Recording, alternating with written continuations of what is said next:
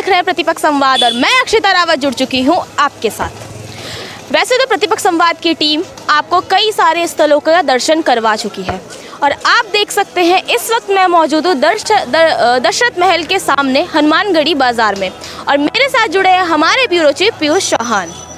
और आप देखिए मेरे पीछे पूरी नगरी जो है वो राम के रंग में रंग चुकी है। कई दर्शकों को लुभाने वाली कई सारी चीज़ें यहाँ पर दिखाई दे रही है। तो सर आप मुझे ये बताइए, जैसे रामलला आने वाले हैं और ये कहा जा रहा था कि पहले यहाँ पे रोज़गार का साधन बहुत कम था और अब यहाँ पर कई सारी दुकानें स्थापित हो चुकी है, तो रोज़गार का आगे क्या रहने वाला? देखिए, पहले तो मैं प्रतिपक्ष समाज की ओर से सभी को राम राम बोलूँगा। अयोध्या से प्रतिपक्ष समाज की राम राम। और देखिए, एक सबसे बड़ा जो विषय है यहाँ पर रोजगार के लिए आप जैसे पूछ रहे हैं, तो कुल मिलाकर देखा जाए तो यहाँ पर जिस प्रकार से अयोध्या नगरी राममय हो चुकी है, सभी आप मार्केट में जितने भी दुकानें हैं आप सभी को देख रहे हैं वो राम के रंग में पूर्णतः रंग चुके हैं। तो कहीं ना कहीं आप देख रहे हैं लोगों ने टपरी भी लगाई हुई है, लोग यहाँ पर राम मंदिर का मॉडल भी से बेच रहे हैं, बना रहे हैं। साथ साथ और भी बहुत सारी चीज़ें हैं जो यहाँ पर सभी दुकानों में मिल रही हैं। तो देखिए, कहीं ना कहीं मैं कहूँ तो अगर टूरिस्ट प्लेस एक बनता जा रहा है तो कहीं ना कहीं ट्रांसपोर्टेशन का है, ट्रांसपोर्टेशन में बढ़ा है, लोगों का रोज़गार बढ़ा है। उसके साथ साथ यहाँ पर जो टपरी हैं चाय की है या अन्य जो चीज़ें मिल रही हैं उनका रोज़गार बढ़ा है। साथ साथ ये जो है दुकानें, इन पर जो कलर हुआ है कहीं ना कहीं वो जिन लोगों ने किया है, जो मज़दूर रहे होंगे या पेंटर रहे होंगे, उनका भी रोज़गार बढ़ा है। उसके साथ साथ जिन्होंने जैसे राम मंदिर बनाया है, स्ट्रक्चर बना रहे हैं, तो स्ट्रक्चर बनाने में जैसे वो कर रहे हैं तो वो स्ट्रक्चर जो बनाया, तैयार हुआ, उसकी पैकिंग हुई, उस पर कलर हुआ, वो सारी चीज़ें, तो कहीं ना कहीं मैं अगर यही कहूँ कि इस मार्केट के ज़रिए लोगों को रोज़गार मिला है तो इसमें कोई दोहराई नहीं होगी। जैसे सनातनियों के लिए ये बहुत ही ज़्यादा हर्ष का विषय इस वक्त बन चुका है कि रामलला आ रहे हैं। मतलब अगर ये कहा जाए कि मतलब भारत ही नहीं दुनिया की नज़रें इस पर इस वक्त है। 22 तारीख को जो यहाँ पर उद्घाटन समारोह होने वाला है, तो सनातन के धर्म की विजय पर आपका क्या कहना, आपके क्या उसमें विचार है? जी देखिए अक्षिता, आपको एक चीज़ बता दूं मैं कि 500 वर्षों के लिए जिस चीज़ के लिए 500 वर्षों से लड़ाई लड़ रहे थे, कार सेवक उसमें शहीद भी हुए हैं, स्वयं सेवक संघ के लोग भी थे, विश्व हिंदू परिषद के लोग भी थे, और मैं कहूँ कि हिंदुस्तान के कुछ चुनिंदा वो लोग थे जिन्होंने इस चीज़ के लिए ठाना था कि यहाँ पर भव्य राम मंदिर बनना चाहिए। और हालांकि मैं आपको बताऊं 30 अक्टूबर 1990 की जब वो कहानी याद आती है कि जो कार सेवक हुआ करते थे वो जब चल रहे थे रथ यात्रा को लेकर इकट्ठा हुए थे, तो कहीं ना कहीं उस तत्कालीन जो मतलब वहाँ पर सरकार रही हैं उन्होंने उनके ऊपर गोली चलाने का तक का आदेश दिया था, जिसमें लगभग 17 रिकॉर्डेड तो 16 है, लेकिन लोग कहते हैं कि 17 कार सेवक जो थे वो शहीद हो गए थे। क्योंकि मैं उनको शहीद बोलूँगा, शहीद इसलिए कि वो इस भव्य मंदिर के लिए अपने प्राण की अंत्येष्टि दे चुके थे।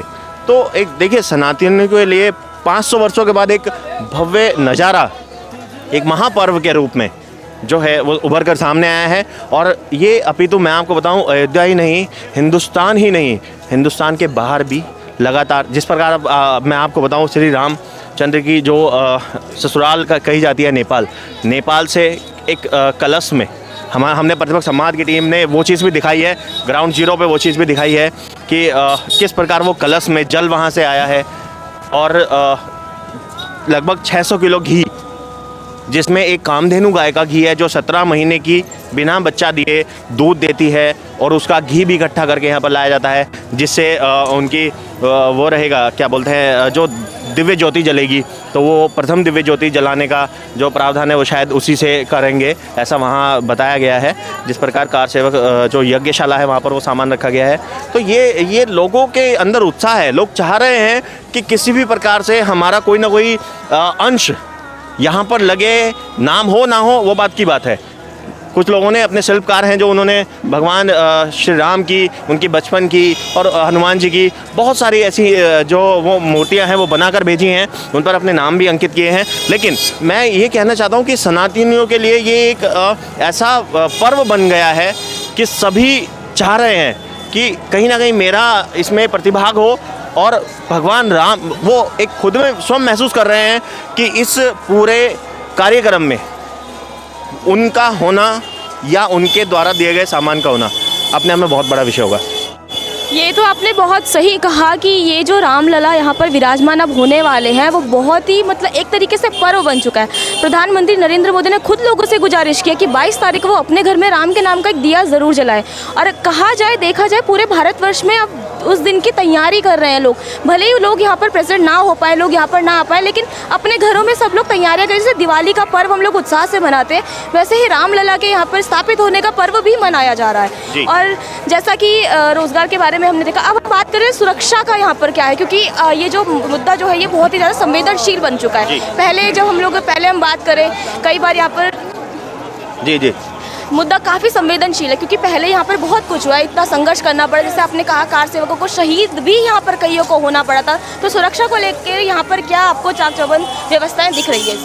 जी देखिए, सुरक्षा के हिसाब से मैं आपको बता दूं कि यहाँ पर पासिंग सिस्टम किया हुआ है, पास बनाए हुए हैं, और जो पास बनाए हुए हैं वो यहाँ के लोकल लोगों के लिए बनाए हुए हैं ताकि कोई बाहर का व्यक्ति अंदर प्रवेश ना कर पाए, पहली चीज़। दूसरा, सभी जगह पे बैरिकेडेड है। तीसरा, एक चीज़ और मैं आपको बता दूं, यहाँ पर आईटीबीपी, पीएससी और पुलिस सभी का यहाँ पर सुरक्षा के लिए पूरा इंतजाम किया हुआ है ताकि आने वाले जो 22 तारीख का जो उत्सव है, उस उत्सव में प्रधानमंत्री ने जैसे कहा है, निवेदन भी किया है सभी से कि सभी लोग अपने घर पर रहें और वहीं पर उत्सव मनाएं ताकि ये जो व्यवस्था है इसमें व्यवधान ना हो किसी तरीके का। और ये भव्य जो पर्व है, जो 500 सालों के बाद एक मौका मिला है, वो किसी भी तरीके से स्पॉइल ना हो पाए।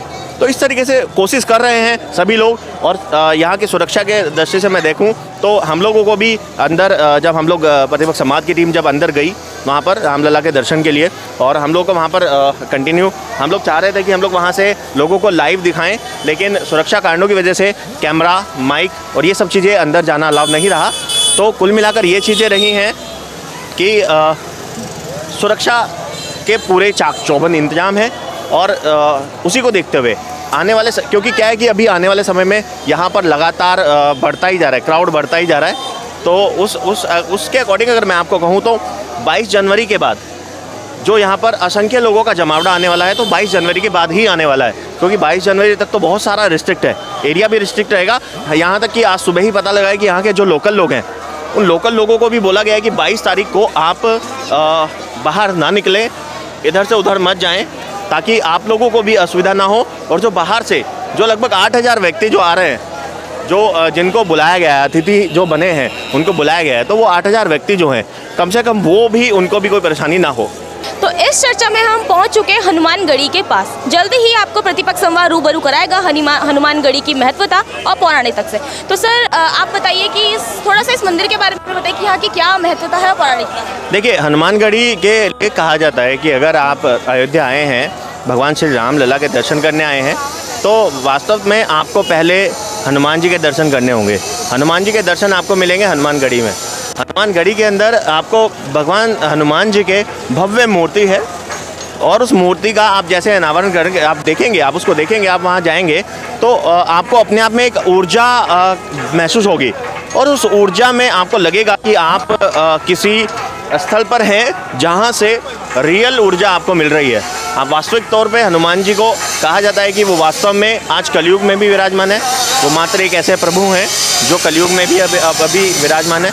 तो इस मंदिर की मान्यता सबसे ज़्यादा यही है कि आप यहाँ आएँ और दर्शन करें, तब जा कर के आप रामलला के पास जाएं, उनके दर्शन करें, क्योंकि ये रामदूत कहे जाते हैं।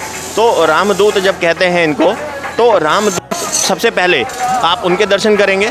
जिस प्रकार भगवान भोलेनाथ के पास जाने से पहले, भगवान भोलेनाथ जब हम कभी दर्शन करने जाते हैं तो अब सबसे पहले हम नंदी के दर्शन करते हैं। तो नंदी के दर्शन जब हम करते हैं तो तब जाके हम लोग शिव जी के दर्शन करते हैं या शिवलिंग के दर्शन करते हैं। तो उसी प्रकार सेम यही चीज़ें यहाँ पर हैं। आप हनुमानगढ़ी आएँ, हनुमान जी के दर्शन करें, तब उसके बाद रामलला के दर्शन करें। एक आखिरी सवाल मैं आपसे अब लेना चाहूँगी चलते चलते कि प्रतिपक्ष संवाद की ओर से आप लोगों को क्या संदेश, क्या संवाद अपना पहुँचाना चाहते हैं? देखिए, सबसे पहले तो मैं आपको बता दूं कि अयोध्या में हाल फिलहाल 22 तारीख तक बहुत ही ज़्यादा रश रहेगा। तो आप कोशिश ना करें कि किसी प्रकार से आप लोगों को साथ साथ यहाँ पर जो कार्य हो रहा है, उन सभी को कार्य कर रहे हैं या फिर आने वाले जो तैयारियाँ चल रही हैं, उनमें किसी प्रकार की कोई भी व्यवधान ना हो, किसी को किसी भी प्रकार की कोई तकलीफ ना हो। आप यहाँ के आमजन जो हैं उनसे भी निवेदन यही रहेगा कि कम से कम 22 तारीख के दिन वो अपने आप को एक संयमित रूप में रखें, क्योंकि 22 तारीख के बाद आखिरकार अयोध्या को ही पूरे देश का नहीं अपितु विदेश से जो लोग सैलानी आएंगे यहाँ पर, उन सभी का स्वागत करना है। तो मेरा प्रतिपक्ष संवाद के जरिए यही निवेदन है कि प्रधानमंत्री जी ने भी यही निवेदन किया है, सभी भारतवासी नहीं अपितु सनातनी जहाँ पर भी विश्व में सनातनी हैं वो अपने घर में कम से कम 5 दिए भगवान श्री राम के नाम के जलाएं और एक दीप उत्सव मनाएं। तो ये था थोड़ा सा इतिहास हनुमानगढ़ी का, और इसके साथ साथ हमने बताई यहाँ की पौराणिकता। ये बात तो सच है कि हनुमान जी को सबसे बड़ा राम भक्त कहा जाता है और अभी तक मृत्यु लोक में चिरंजीवी है। जब राम जी बैकुंठ जा रहे थे तो हनुमान जी उनके साथ इसलिए नहीं गए क्योंकि उन्होंने कहा था जब तक एक आखिरी व्यक्ति भी इस धरती पर राम कथा सुनाने वाला बचेगा, मैं इसी मृत्यु लोक पर रहना चाहूँगा। तो ये थी प्रतिपक्ष संवाद की टीम, और हमारा आपसे ये संदेश है कि कृपया करके आप यहाँ पर अभी ना आए। 22 जनवरी के बाद ये सबके लिए खुल जाएगा। यहाँ पर अभी बहुत ज़्यादा भीड़ यहाँ पे हो रही है और आपको बहुत सी दिक्कतों का सामना यहाँ पर करना पड़ सकता है। तो आपसे मैं ये निवेदन करूँगी आप 22 जनवरी के दिन श्री राम के नाम पे 5 दिए अपने घर में ज़रूर जलाएं। तो आज के लिए इस चर्चा में बस इतना ही। मैं अक्षिता रावत आपके साथ फिर जुड़ूंगी, तब तक के लिए नमस्कार।